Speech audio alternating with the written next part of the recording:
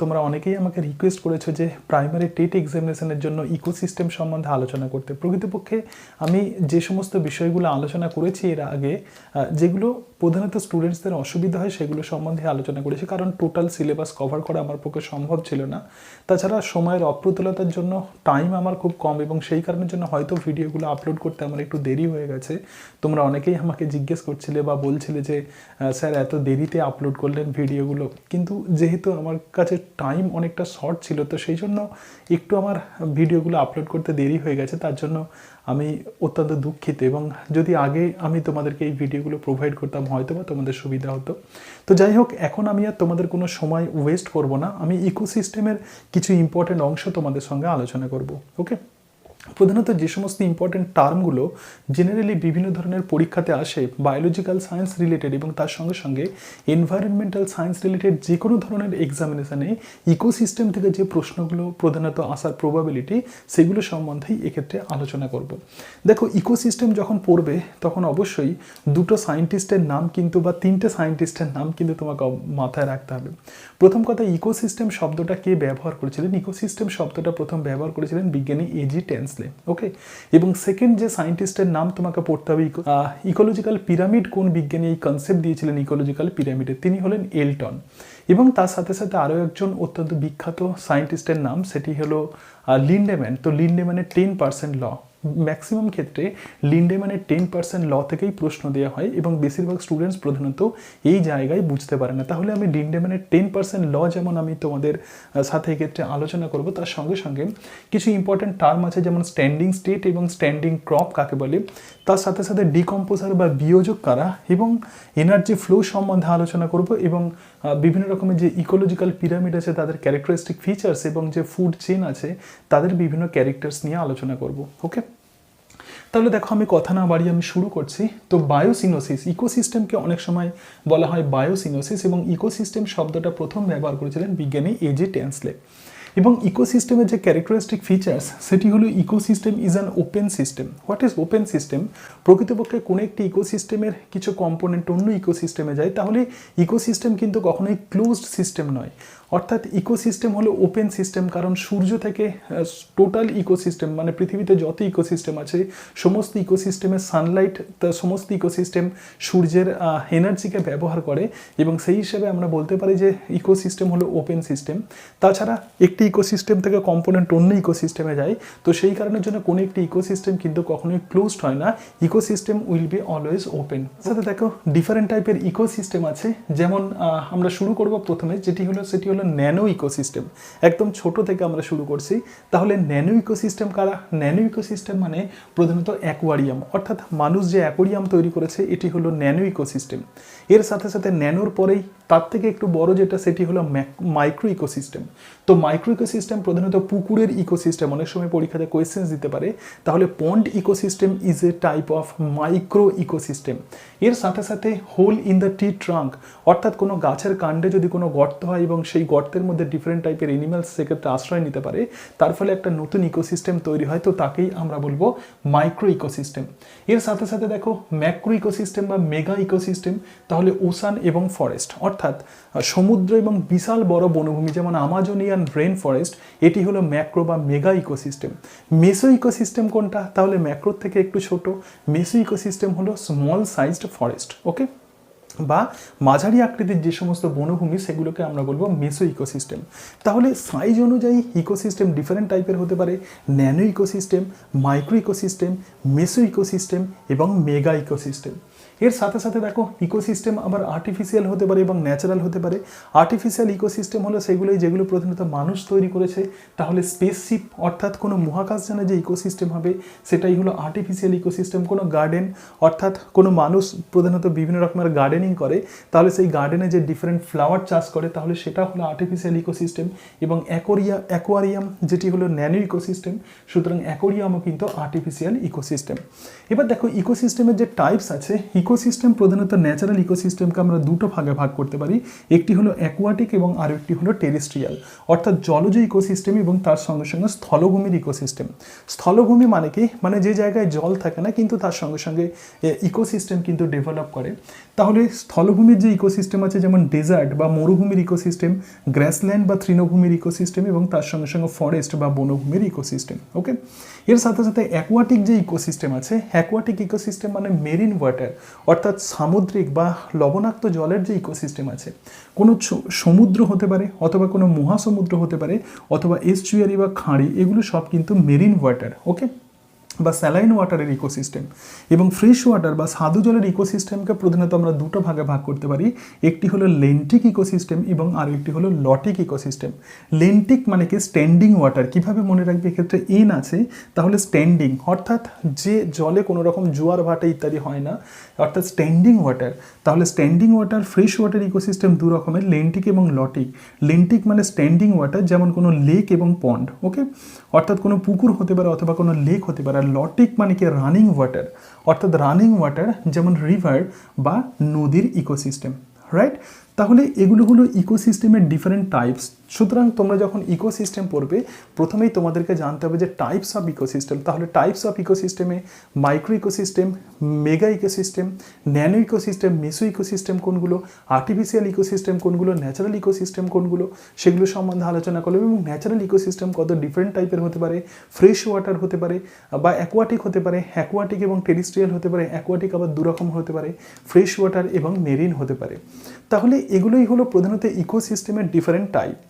এই যে টেন্সলে ইকোসিস্টেম শব্দটা ব্যবহার করেছিলেন এবং ইকোসিস্টেমের টাইপস তো আমি বললাম, কিন্তু তাহলে তোমাকে জানতে হবে যে হোয়াট ইজ ইকোসিস্টেম, যেটা আমি এখনও বলিনি, এবার আমি বলি যে ইকোসিস্টেম হলো সেরকমই একটা সিস্টেম যে সিস্টেমে প্রধানত পরিবেশের বিভিন্ন জীব এবং অজীবজাত উপাদানগুলোর মধ্যে আন্তঃক্রিয়ার ফলে একটি যৌথ বসবাস নীতি গড়ে ওঠে, প্রধানত তাকেই আমরা ইকোসিস্টেম বলবো। অর্থাৎ ফিজিক্যাল এনভায়রনমেন্ট এবং তার সঙ্গে সঙ্গে বায়োলজিক্যাল এনভায়রনমেন্ট। তাহলে বায়োলজিক্যাল এনভায়রনমেন্ট যেমন ফিজিক্যাল এনভায়রনমেন্ট বা ভৌত পরিবেশকে প্রভাবিত করে, তার সাথে সাথে ভৌত পরিবেশ কিন্তু আবার বায়োলজিক্যাল এনভায়রনমেন্টকেই প্রভাবিত করে। অর্থাৎ একটি পরিবেশ আরেকটি পরিবেশকে প্রভাবিত করে এবং তার ফলে একটা যৌথ বসবাস নীতি গড়ে ওঠে। প্রকৃতপক্ষে কোনো জীব প্রধানত ভৌত পরিবেশ, তার কোন জেনারেলি ইকোসিস্টেমে এটাই ধরা হয় যে কোনো ভৌত পরিবেশ প্রধানত বায়োলজিক্যাল এনভায়রনমেন্টকে প্রধানত সে ক্ষতি করে না, অথবা বায়োলজিক্যাল এনভায়রনমেন্ট বা বায়োলজিক্যাল পরিবেশ বা কোনো জীব প্রধানত ভৌত পরিবেশের ক্ষতি করে না। কিন্তু মানুষ পলিউশনের ফলে কিন্তু ভৌত পরিবেশের ক্ষতি করে। তাহলে ইকোসিস্টেমের সেটা কিন্তু রুলস নয় এবং তার ফলে ইকোসিস্টেমের ব্যালেন্স নষ্ট হয়। পলিউশন ইকোসিস্টেমের ব্যালেন্সকে নষ্ট করে। তাহলে এক্ষেত্রে ইকোসিস্টেম বলতে আমরা কি বুঝবো? ভৌত এবং মানে কোনো একটা নির্দিষ্ট বসতি অঞ্চলে পরিবেশের জীবজাত উপাদান বা ভৌত উপাদান এবং অজীবজাত উপাদানগুলোর মধ্যে আন্তঃক্রিয়া হয়, ইন্টারাকশন হয় এবং তার ফলে একটা যৌথ বসবাস নীতি গড়ে ওঠে, অর্থাৎ উভয় পরিবেশে এক্ষেত্রে উপকৃত হয়। তো একেই আমরা বলবো ইকোসিস্টেম। এবং যেটা বলছিলাম যে মানুষের বিভিন্ন অবিবেচক কার্যকলাপের ফলে পরিবেশ দূষিত হয় এবং তার ফলে ইকোসিস্টেমের ভারসাম্য নষ্ট হয়। তাহলে পলিউশন প্রধানত ইকোসিস্টেমকে বিঘ্নিত করে। রাইট, তাহলে পলিউশন এমন একটা পদ্ধতি যার ফলে বায়োলজিক্যাল কম্পোনেন্ট বা মানুষ প্রধানত পরিবেশের ক্ষতি করে, যেখানে ইকোসিস্টেমের রুলসে এটা বলা হয়েছে যে পরিবেশের উপকার করতে হবে, কিন্তু আমরা কি করছি? পরিবেশের ক্ষতি করছি। রাইট, তো একেই আমরা বলবো পলিউশন। এবার দেখো, ইকোসিস্টেম বা যে কোনো ধরনের ইকোসিস্টেমে প্রধানত দুই ধরনের ফ্যাক্টর থাকবে, একটি হলো অ্যাবায়োটিক ফ্যাক্টর এবং আরও একটি হলো বায়োটিক ফ্যাক্টর। অ্যাবায়োটিক ফ্যাক্টর মানে কি? অজীবজাত উপাদান, যেটা বলছিলাম যে ভৌত উপাদান এবং তার সঙ্গে সঙ্গে জীবজাত উপাদান। তাহলে অজীবজাত উপাদানগুলো কি হতে পারে? লাইট হতে পারে, কোনো আলো হতে পারে। আমরা জানি যে আলোর মধ্যে প্রচুর পরিমাণে এনার্জি থাকে এবং যেটা প্রধানত প্রডিউসার বা উৎপাদকরা খাদ্য তৈরিতে ব্যবহৃত করে। টেম্পারেচার হতে পারে, জল হতে পারে, মাটি হতে পারে, মিনারেলস হতে পারে, পিএইচ হতে পারে। এগুলো সব হলো অ্যাবায়োটিক উপাদান বা অজীবজাত উপাদান। এগুলো সম্বন্ধে আমি আর ডিটেলসে আলোচনা করছি না। আচ্ছা, এই যে প্রত্যেকটা অ্যাবায়োটিক ফ্যাক্টর আছে, light, temperature, water, soil, mineral, pH ইত্যাদি জীবের জীবনকে বিভিন্নভাবে প্রভাব বিস্তার করে। তোমাদের অত ডিটেলসে জানার দরকার নেই যে লাইট, টেম্পারেচার এফেক্ট কীরকম।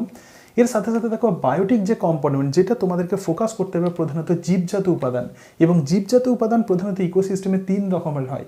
একটি হলো প্রডিউসার বা উৎপাদক, সেকেন্ড যেটা সেটা হলো কনজিউমার বা খাদক, এবং কনজিউমার বা খাদককে আবার 3টে গ্রুপে ভাগ করা হয়, প্রাথমিক খাদক, গৌণ খাদক এবং প্রগৌণ খাদক, এবং সবশেষে যেটা আসবে সেটা হলো ডিকম্পোজার বা বিয়োজক। দেখো যে কোনো ইকোসিস্টেম তাহলে কি হচ্ছে, যে কোনো ইকোসিস্টেম প্রধানত জীবজাত এবং অজীবজাত উপাদান দিয়ে তৈরি হচ্ছে। এক্ষেত্রে এই অংশটা তোমরা যদি দেখো তাহলে ভালোভাবে বুঝতে পারবে পরিবেশের অজীবজাত উপাদান এবং জীবজাত উপাদান কিভাবে একে অপরের সঙ্গে রিলেটেড থাকে। তাহলে দেখো সূর্য থেকে আলো, তাহলে আলো হলো একটি অজীবজাত উপাদান।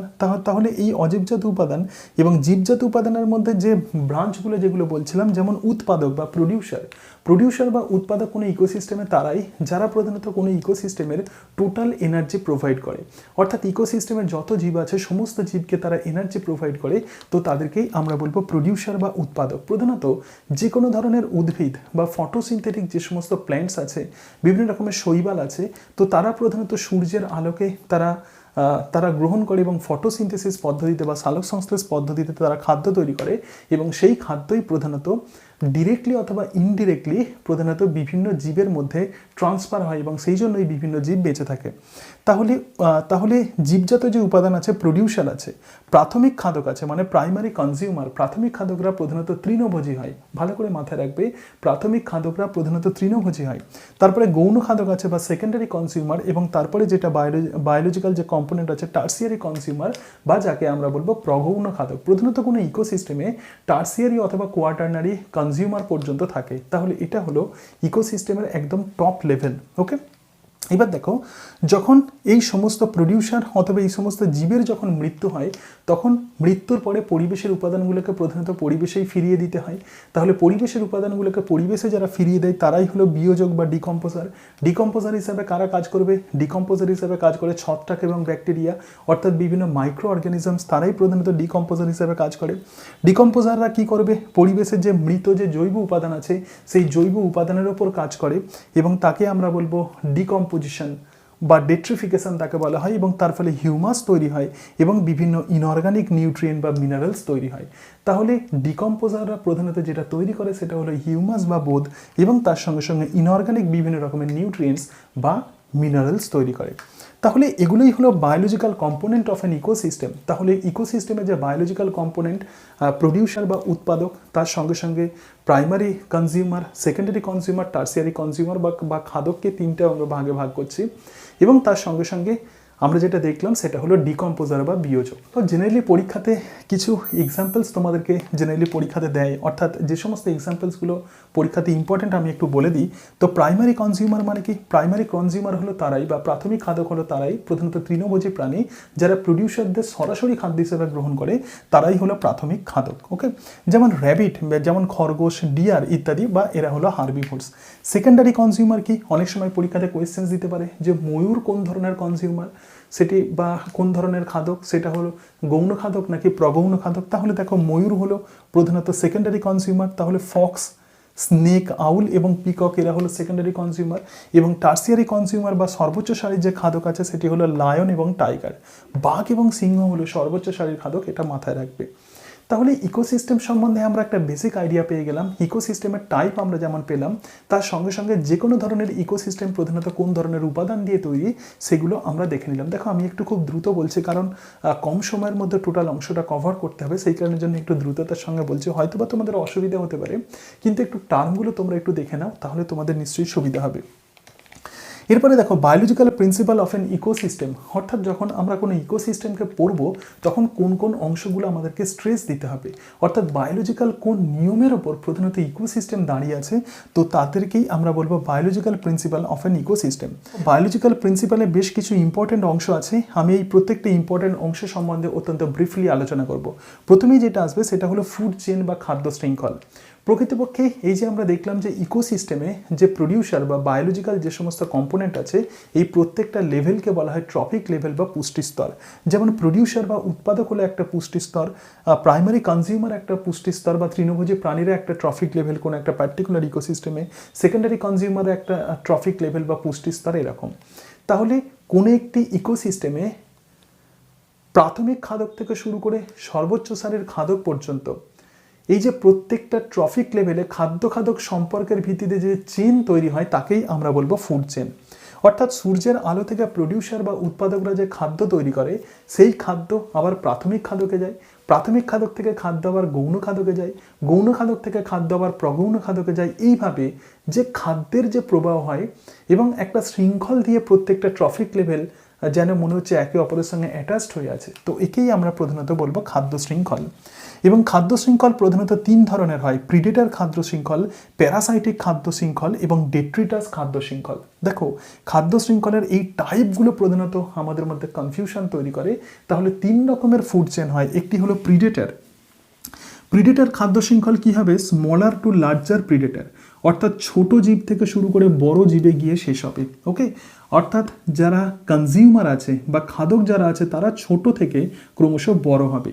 যেমন প্রডিউসার, অর্থাৎ বিভিন্ন রকমের উদ্ভিদ আছে, সেই উদ্ভিদদের খাবে র্যাবিট। তাহলে র্যাবিট ছোট সব থেকে, সেই র্যাবিটকে খাবে কে? জ্যাকেল, বা এক্ষেত্রে আমরা বলতে পারি যে কোনো শিয়াল তাকে খাবে এবং সেই শিয়ালকে খাবে কে? টাইগার। তাহলে ক্রমশ ছোট থেকে বড় অ্যানিমালসে গিয়ে শেষ হচ্ছে। এই ধরনের যে ফুড চেন, তো তাকেই আমরা বলবো প্রিডেটর ফুড চেন। এরপরে যে ধরনের ফুড চেন থাকবে তাকে আমরা বলবো প্যারাসাইটিক ফুড চেন। দেখো, প্যারাসাইটিক ফুড চেন লার্জার থেকে স্মলার অ্যানিমেলে গিয়ে শেষ হয়। অর্থাৎ প্রধানত বড় অ্যানিমেল থেকে পুষ্টি সংগ্রহ করবে ছোট ছোট অ্যানিমেলস। তো এই ধরনের যে ফুড চেন তাকেই আমরা বলবো প্যারাসাইটিক ফুড চেন। যেমন কোনো মানুষ আছে, মানুষের দেহে কোনো কৃমি জাতীয় প্রাণী আশ্রয় নিয়েছে, তাহলে হিউম্যান অনেক বড়। তাহলে মানুষের মধ্যে কোনো কৃমি জাতীয় প্রাণী বা হেলমিন্থ আশ্রয় নিয়েছে, আবার সেই হেলমিন্থের মধ্যে কোনো ব্যাকটেরিয়া আশ্রয় নিয়েছে। তাহলে মানুষ থেকে পুষ্টি সংগ্রহ করছে হেলমিন্থ বা কোনো কৃমি, আবার সেই কৃমি থেকে পুষ্টি সংগ্রহ করছে কে? ব্যাকটেরিয়া। তাহলে দেখো, লার্জার বড় অ্যানিমেল থেকে শুরু হয়ে ছোট অ্যানিমেলে গিয়ে শেষ হচ্ছে। এই ধরনের যে খাদ্য শৃঙ্খল তাকেই আমরা বলবো প্যারাসাইটিক খাদ্য শৃঙ্খল। ওকে, এর সঙ্গে সঙ্গে দেখো ডেট্রিটাস খাদ্য শৃঙ্খল। আচ্ছা, এই প্রসঙ্গে একটু বলে রাখি যে প্যারাসাইটিক খাদ্য শৃঙ্খল প্রধানত যে ধরনের পিরামিড তৈরি করে সেগুলি হলো ইনভার্টেড পিরামিড। প্রধানত পিরামিডের ব্রড মানে বেস অনেক ব্রড হয় এবং অ্যাপেক্স সরু হয়, মানে ত্রিভুজের মতো, মানে ভূমিটা চওড়া হয় এবং তার যে শীর্ষটা সেটা সরু হয়। কিন্তু প্যারাসাইটিক যে সমস্ত ফুড চেন আছে তাদেরকে, যে জীবদেরকে যদি আমরা সাজাই, একটা গ্রাফিক্যাল যদি রিপ্রেজেন্টেশন করি, তাহলে সেক্ষেত্রে কিন্তু ইনভার্টেড পিরামিড হয়। অর্থাৎ উপর দিকটা ব্রড হবে এবং নিচের দিকটা প্রধানত সেক্ষেত্রে সরু হবে, রাইট? তাহলে এই প্যারাসাইটিক অংশটা কিন্তু মাথায় রাখবে যখন আমরা ফুড পিরামিড আমরা যখন পড়বো তখন সেটা দেখতে পাবে। তাহলে এটাও কিন্তু মাথায় রাখবে যে প্যারাসাইটিক যে সমস্ত ফুড চেন আছে তারা প্রধানত ইনভার্টেড পিরামিড তৈরি করে।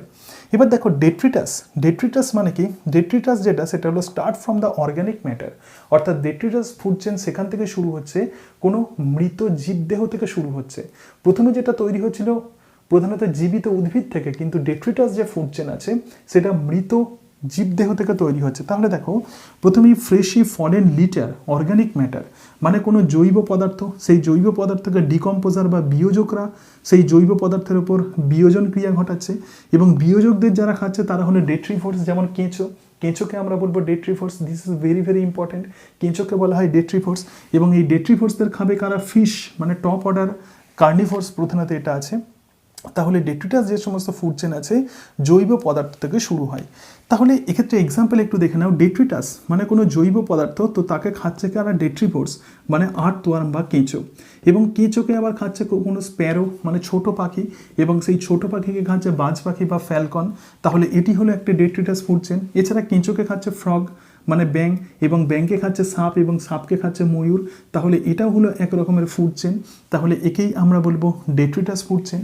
তাহলে আমরা 3 ধরনের ফুড চেন দেখে নিলাম। প্রিডেটর ফুড চেন একটু কনসেপ্ট রেখে দেবে, প্যারাসাইটিক ফুড চেন এবং ডেট্রিটাস ফুড চেন। ওকে, এর সাথে সাথে একটু বলে রাখি যে বিভিন্ন রকমের ফুড চেন যখন পরস্পরের সঙ্গে যুক্ত হয় তখনই তাকে আমরা বলবো ফুড ওয়েব। দেখো, কোনো ফুড চেন প্রধানত ইন্ডিপেন্ডেন্ট নয়, একটি ফুড চেনের সঙ্গে কিন্তু আর একটা ফুড চেনের লিঙ্ক থাকে। তাহলে এই যে একটা অপরটার সঙ্গে যে লিঙ্কটা হয়ে আছে, তো একেই আমরা বলবো ফুড ওয়েব বা খাদ্য জাল। এরপরে যে অংশটা আমরা দেখব সেটা হলো খাদ্য পিরামিড। এবং খাদ্য পিরামিডের যে কনসেপ্ট যে সায়েন্টিস্ট দিয়েছিলেন তিনি হলেন বিজ্ঞানী এলটন কি বলছেন যে কোনো একটি ইকোসিস্টেমে বা যে বিভিন্ন ট্রফিক লেভেল আছে সেই ট্রফিক লেভেলের জীবগুলোকে যদি আমরা একটা গ্রাফিক্যালি যদি সাজাই, তো তাহলে একটা পিরামিডের মতো গঠন আমরা দেখতে পাবো। তো তাকেই আমরা প্রধানত বলবো ফুড পিরামিড। ওকে, এবং সেই ফুড পিরামিডে কিছু ইম্পর্টেন্ট টার্ম আছে বা কিছু ইম্পর্টেন্ট টাইপস আছে, যেমন পিরামিড অফ নাম্বার। অর্থাৎ জীবের সংখ্যা অনুযায়ী যদি আমরা সাজাই তখনই তাকে আমরা বলবো পিরামিড অফ নাম্বার। তাহলে পিরামিড মানে কি? পিরামিড মানে তার বেস ব্রড হবে এবং তার অ্যাপেক্সটা চওড়া হবে। ওকে, সো দিস ইজ পিরামিড।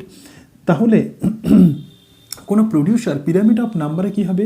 প্রডিউসারের সংখ্যা প্রধানত বেশি হয়, তারপরে ধরা যাক এটা প্রাইমারি কনজিউমার, তারপরে সেকেন্ডারি কনজিউমার, তারপরে টার্সিয়ারি কনজিউমার। অর্থাৎ এক্ষেত্রে যত আমরা উপরের পুষ্টি স্তরে যাব তত কী হবে? জীবের সংখ্যা ক্রমশ কমতে থাকবে। তাহলে একেই আমরা বলবো, তাহলে কোনো একটি পার্টিকুলার ইকোসিস্টেমে বিভিন্ন পুষ্টি স্তরে জীবের সংখ্যা অনুযায়ী যে পিরামিড তৈরি করা হয় বা তার গ্রাফিক্যাল যদি রিপ্রেজেন্টেশন করি তাহলে যে পিরামিডের মতো গঠন আমরা দেখতে পাবো তাকেই আমরা বলবো ফুড পিরামিড। ওকে, তাহলে এক্ষেত্রে দেখো ফুড চেন আমি আলোচনা করেছি, অর্থাৎ বায়োলজিক্যাল প্রিন্সিপালে ফুড ওয়েব বললাম, বিভিন্ন ফুড চেন যে লিঙ্ক আপ থাকে তাকেই আমরা বলবো ফুড ওয়েব। তারপর দেখো ইকোলজিক্যাল পিরামিড এখন আমরা আলোচনা করছি, তাহলে এটা হলো ইকোলজিক্যাল পিরামিড। তাহলে পিরামিড অফ নাম্বার মানে কি? প্রত্যেকটা পুষ্টি স্তরে প্রধানত জীবের সংখ্যাকে যদি আমরা গ্রাফিক্যালি রিপ্রেজেন্টেশন করি তখনই তাকে আমরা বলবো সংখ্যার পিরামিড। এবং মনে রাখবে যে সংখ্যার পিরামিড এরকম নর্মাল যেমন হতে পারে, মানে আপরাইট হতে পারে, এটা হলো আপরাইট। এছাড়া সংখ্যার পিরামিড কিন্তু ইনভার্টেড হতে পারে, মানে অ্যাপেক্স ব্রড হতে পারে, মানে অ্যাপেক্সটা উল্টো হতে পারে, অ্যাপেক্স ব্রড হতে পারে এবং বেস কিন্তু ন্যারো হতে পারে, একে আমরা বলবো ইনভার্টেড। ওকে, তাহলে কোনো একটি ফরেস্ট ইকোসিস্টেমে যে ডিফারেন্ট যে প্যারাসাইটিক যে ফুড চেন আছে এক্ষেত্রে প্রধানত এই ধরনের ইনভার্টেড পিরামিড দেখা যায়। এরপরে যেটা আছে সেটা হলো পিরামিড অফ বায়োমাস। তো পিরামিড অফ বায়োমাস মানে কি? বায়োমাস মানে কি? বায়োমাস মানে প্রধানত আমরা বলতে পারি যে জীবভর, amount of the living matter in terms of dry weight. Okay, তাহলে কোনো একটি ইকোসিস্টেমে যে পরিমাণ জৈব পদার্থ আছে বা প্রত্যেকটা পুষ্টি স্তরে যে পরিমাণ জৈব পদার্থ আছে তাকেই আমরা জীবভর বা বায়োমাস বলতে পারি।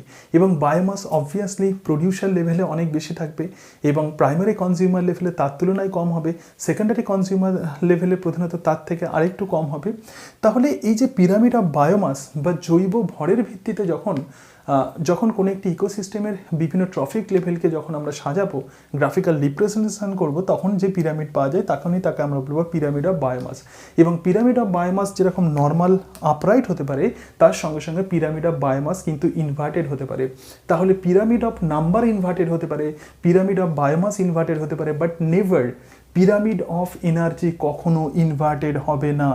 কিন্তু পিরামিড অফ এনার্জি কখনো ইনভার্টেড হবে না, pyramid of energy will be always upright. Okay, অর্থাৎ নর্মাল এরকম পিরামিড হবে, রাইট? তাহলে পিরামিড অফ এনার্জি মানে কি? বিভিন্ন পুষ্টি স্তরে যে পরিমাণ শক্তি আছে তার উপর ভিত্তি করে যখন আমরা গ্রাফিক্যাল রিপ্রেজেন্টেশন করব তার ফলে যে গঠন আমরা পাবো ব্রড বেস এবং তার সঙ্গে সঙ্গে ন্যারো অ্যাপেক্স, তো তাকেই আমরা বলবো pyramid of energy. Pyramid of energy কিন্তু কখনোই ইনভার্টেড হবে না। এবং দুটো টার্ম তোমাদের যেটা বলছিলাম, একটি হলো স্ট্যান্ডিং স্টেট এবং আরও একটি হলো স্ট্যান্ডিং ক্রপ। দেখো, amount of nutrients that is the nitrogen, phosphorus, calcium present in soil at any given time.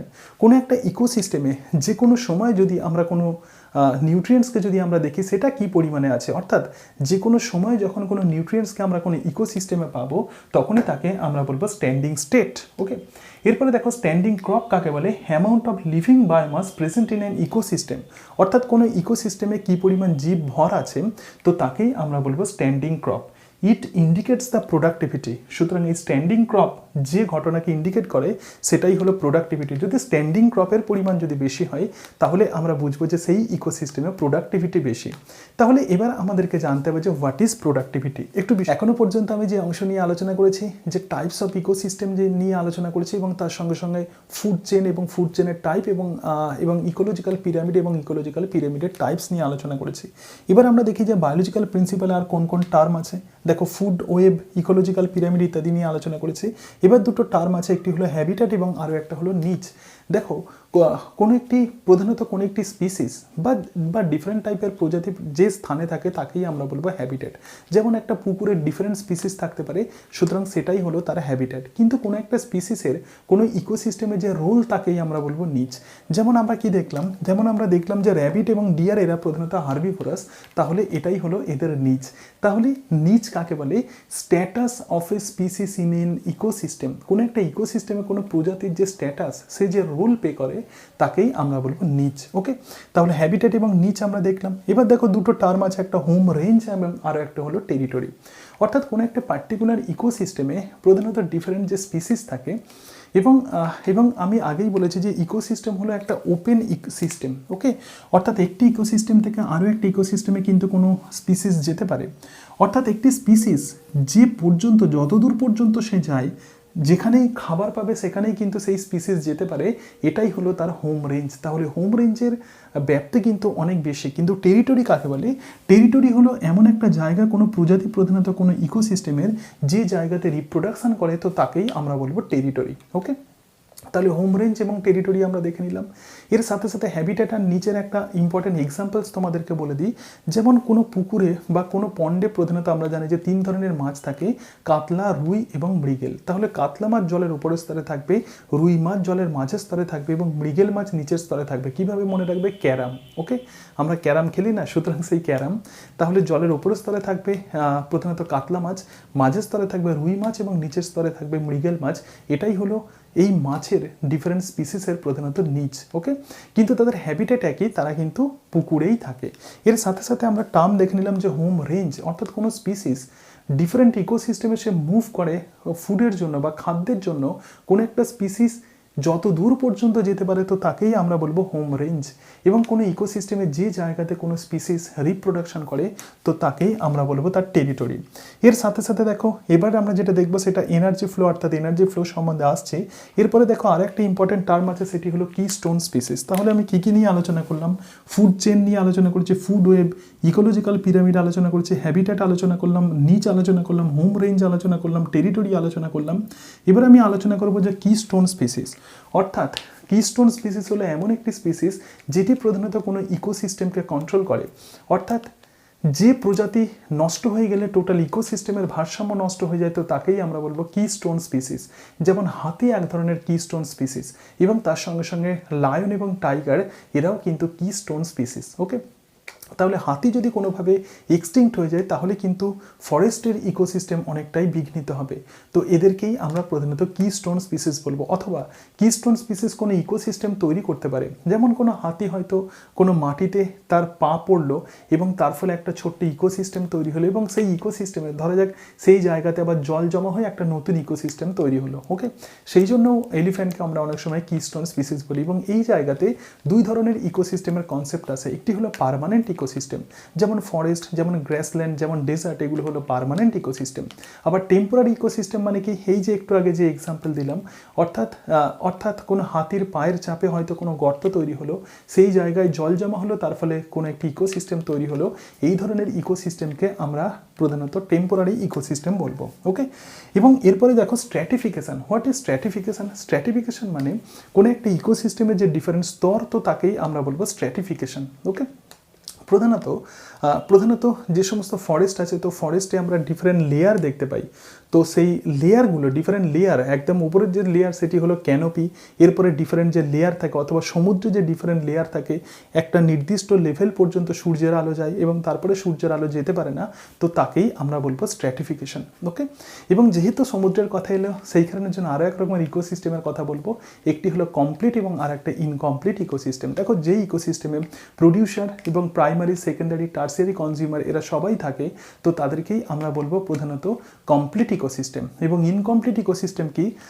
যে সমস্ত ইকোসিস্টেমে প্রধানত এই যে প্রডিউসার এবং কনজিউমারের মধ্যে কোনো একটি যদি অনুপস্থিত থাকে, তো তাদেরকেই আমরা বলবো ইনকমপ্লিট ইকোসিস্টেম। যেমন সমুদ্রে যে অ্যাবাইসাল জোন আছে বা অ্যাফোটিক জোন আছে, সেই জায়গাতে প্রধানত সূর্যের আলো পৌঁছায় না, এবং তার ফলে সেখানে কিছু জীবের প্রধানত অ্যাবসেন্স থাকে বা কিছু ট্রফিক লেভেল সেই জায়গায় অ্যাবসেন্ট থাকে।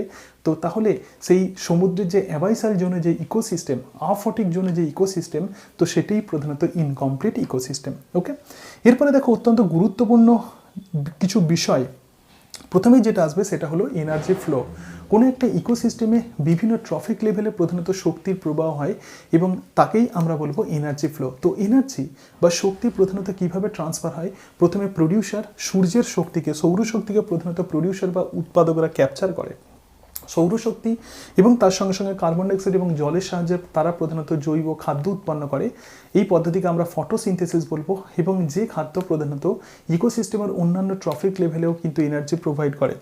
তাহলে একেই আমরা বলবো শক্তির অর্জন। তাহলে এনার্জি ফ্লোতে মোট তিনটে অংশ থাকবে, একটি হলো শক্তি অর্জন বা এনার্জি ক্যাপচার। তাহলে সৌরশক্তি, সূর্যের মধ্যে যে শক্তি থাকে এবং প্রডিউসাররা যে খাদ্য তৈরি করে বা কার্বোহাইড্রেট জাতীয় খাদ্য তৈরি করে, তার মধ্যে যে কেমিক্যাল বন্ড থাকে তার মধ্যে সৌরশক্তিকে স্থৈতিক শক্তিরূপে আবদ্ধ করে। তাহলে একেই আমরা বলবো প্রধানত শক্তি অর্জন। ওকে, এবং একটা বিষয় মনে রাখবে যে পৃথিবী মানে সূর্য থেকে যে রশ্মি আসে তার অন্তত 1 থেকে 4%, মাত্র 1 থেকে 4% of the solar energy is utilized by the plant.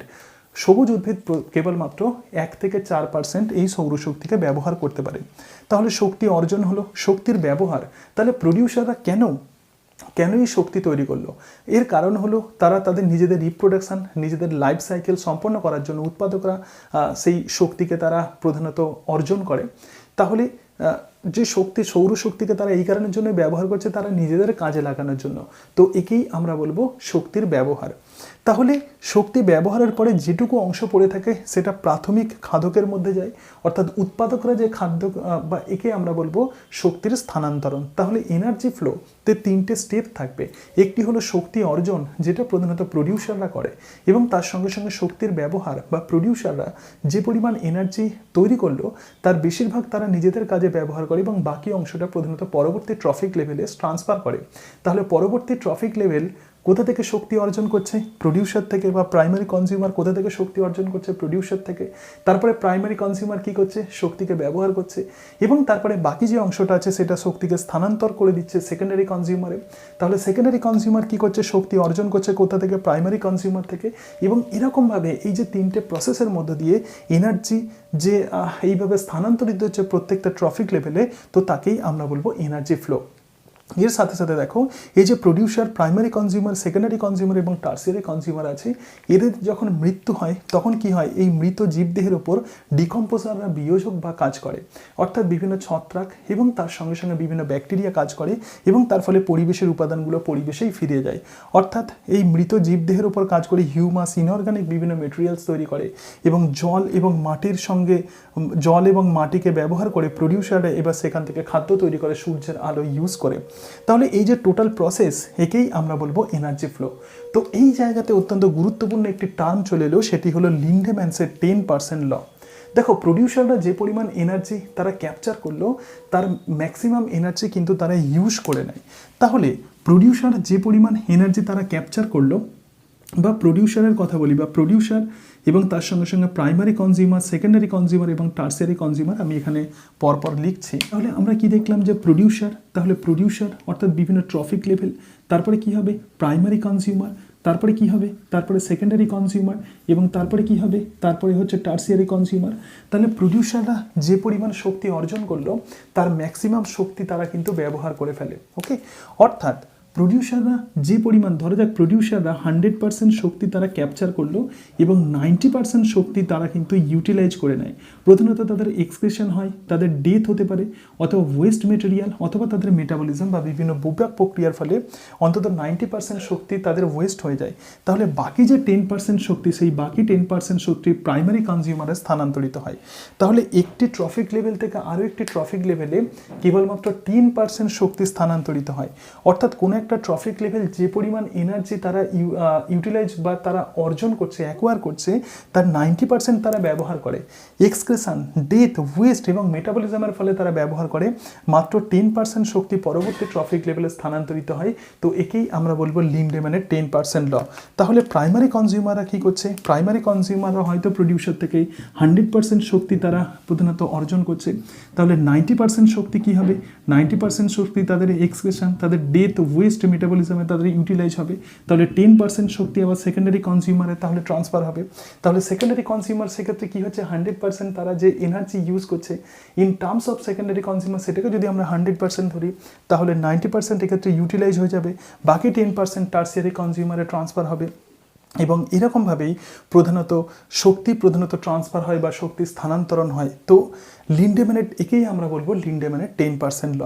এরপরে দেখো আরও একটি গুরুত্বপূর্ণ অংশ আমরা দেখব, সেটা হলো প্রোডাক্টিভিটি। প্রোডাক্টিভিটি কাকে বলে? এই যে প্রডিউসার বা উৎপাদকরা প্রধানত সানলাইটকে ইউজ করছে, অর্থাৎ সৌরশক্তিকে তারা ব্যবহার করছে জল এবং কার্বন ডাইঅক্সাইডের সাহায্যে তারা জৈব খাদ্য তৈরি করছে। তাহলে যে পরিমাণ এই জৈব খাদ্য তৈরি হয় বা যে পরিমাণ অর্গ্যানিক মেটেরিয়ালস তৈরি হয়, তো তাকেই আমরা বলবো প্রোডাক্টিভিটি। প্রোডাক্টিভিটি প্রধানত দুই রকমের হয়, একটি হলো প্রাইমারি প্রোডাক্টিভিটি এবং আরেকটি হলো সেকেন্ডারি প্রোডাক্টিভিটি। তো প্রাইমারি প্রোডাক্টিভিটি মানে কি? প্রধানত প্রডিউসার লেভেলে বা উৎপাদক লেভেলে যে প্রোডাক্টিভিটি, অর্থাৎ কোনো একটি ইকোসিস্টেমে যত প্রডিউসার বা উৎপাদক আছে তারা ফটোসিনথেসিস পদ্ধতিতে যে পরিমাণ অর্গ্যানিক মেটেরিয়াল তৈরি করে, তো তাকেই আমরা বলবো প্রাইমারি প্রোডাক্টিভিটি। আর সেকেন্ডারি প্রোডাক্টিভিটি মানে কি? অর্থাৎ এই যে কনজিউমার লেভেলে বা খাদক লেভেলে যে প্রোডাক্টিভিটি তাকেই আমরা বলবো সেকেন্ডারি প্রোডাক্টিভিটি। কিন্তু আমাদের এখানে মেনলি আমাদেরকে বুঝতে হবে যে প্রাইমারি প্রোডাক্টিভিটি সম্বন্ধে। তাহলে সৌরশক্তিকে ব্যবহার করে উৎপাদকরা যে পরিমাণ অর্গ্যানিক মেটেরিয়ালস তৈরি করে, তো তাকেই আমরা বলবো গ্রস প্রাইমারি প্রোডাক্টিভিটি বা গ্রস প্রোডাক্টিভিটি। তাহলে এই যে গ্রস যে এনার্জি বা অর্গ্যানিক মেটেরিয়ালস তারা তৈরি করছে, তার মধ্যে ম্যাক্সিমাম কিন্তু রেসপিরেশনের ফলে ইউটিলাইজ হয়ে যায়, অর্থাৎ তারা মেটাবলিক রিয়াকশান করে, তাদের বিভিন্ন কাজের জন্য সেগুলো ইউটিলাইজ হয়ে যায়, এবং বাকি যেটা পড়ে থাকে সেটা হলো নেট প্রোডাক্টিভিটি। ওকে, তাহলে প্রোডাক্টিভিটি মানে কি? Rate of biomass or organic matter production, তো তাকেই আমরা বলবো প্রোডাক্টিভিটি। প্রোডাক্টিভিটি যখন উৎপাদক লেভেলে হয় তখন তাকে আমরা বলবো প্রাইমারি প্রোডাক্টিভিটি, এবং যখন কনজিউমার লেভেলে যখন হবে বা খাদক লেভেলে যখন হবে তখনই তাকে আমরা বলবো সেকেন্ডারি প্রোডাক্টিভিটি। এবং প্রাইমারি প্রোডাক্টিভিটির ক্ষেত্রে বা প্রোডাক্টিভিটির ক্ষেত্রে যে পরিমাণ অর্গ্যানিক মেটেরিয়ালস কোনো ট্রফিক লেভেলে তৈরি হয় তাকেই বলবো গ্রস প্রোডাক্টিভিটি, এবং সেটা প্রধানত রেসপিরেশনের ফলে ইউটিলাইজ হবে কিছুটা, তাহলে বাকি যেটা পড়ে থাকবে সেটাই হলো net productivity, and this net productivity will be transferred into the next trophic level. ওকে, তাহলে এরকমভাবেই প্রধানত এনার্জি ফ্লো হয়, এবং এই অংশগুলোই প্রধানত তোমাদেরকে ইকোসিস্টেমে পড়তে হবে। তাহলে ইকোসিস্টেমে কোন কোন অংশগুলো স্ট্রেস দেবে আমি খুব দ্রুততার সঙ্গে আমি তোমাদেরকে বললাম, এবং যেহেতু এগুলো তোমাদের পড়া আছে তার সঙ্গে সঙ্গে আমি অত্যন্ত ব্রিফলি ইম্পর্টেন্ট অংশগুলো তোমাদের সাথে আলোচনা করলাম। যেহেতু তোমরা অনেকেই আমাকে রিকোয়েস্ট করেছে, সেই জন্য আমি আলোচনা করলাম। তবু আরেকবার বলে দিই, ইকোসিস্টেম যখন পড়বে বিভিন্ন টাইপস অফ ইকোসিস্টেম, অর্থাৎ ওপেন ইকোসিস্টেমকে কেন আমরা ওপেন বলবো, তার সঙ্গে সঙ্গে মাইক্রো, মেসো, মেগা ইত্যাদি ইকোসিস্টেম, আর্টিফিশিয়াল এবং তার সঙ্গে সঙ্গে ন্যাচারাল ইকোসিস্টেম, এর সাথে সাথে টেম্পোরারি, পার্মানেন্ট, কমপ্লিট এবং ইনকমপ্লিট, এই যে ডিফারেন্ট টাইপ অফ ইকোসিস্টেম একটু পড়বে।